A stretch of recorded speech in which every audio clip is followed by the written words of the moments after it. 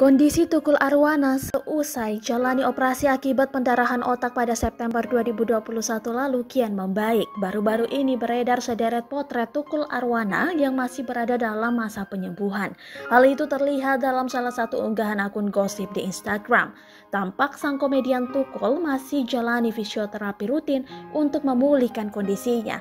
Ada pula momen di mana Tukul Arwana berada di rumah sakit dan selalu ditemani oleh keluarga dan orang-orang terdekatnya. Momen-momen ini membuat netizen merindukan sosok Tukul Arwana yang selalu ceria dan menghibur banyak orang.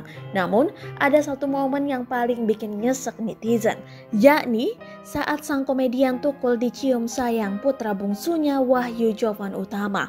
Ekspresi Tukul tampak linglung dan masih berusaha mengenali siapa-siapa yang berada di dekatnya. Karena seperti diketahui, sakit pendarahan otak yang dialami Tukul Arwana membuatnya kehilangan sebagian memori ingatannya. Di balik kesakitan Tukul Arwana yang mendadak alami stroke, anak bungsunya Wahyu Jovan Utama menceritakan kesaksiannya kondisi sang ayah sebelum dilarikan ke rumah sakit. Hal ini diungkapnya Jovan saat menjadi bintang tamu di Indosiar.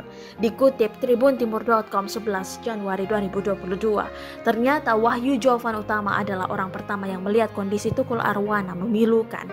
Wahyu menceritakan saat itu dirinya di luar dan bertemu sang ayah di rumah. Biasanya ia selalu dipanggil hingga diciumi sang ayah, namun saat itu Tukul Arwana tidak melakukannya. Bahkan Tukul tak berbicara sepatah kata pun kepadanya. Karena merasakan sesuatu yang beda, anak bungsu Tukul Arwana itu mengaku dirinya kaget. Karena khawatir dengan kondisi sang ayah, Wahyu Jovan pun menangis karena belum melihat kondisi sang ayah memilukan. Terima kasih sudah nonton.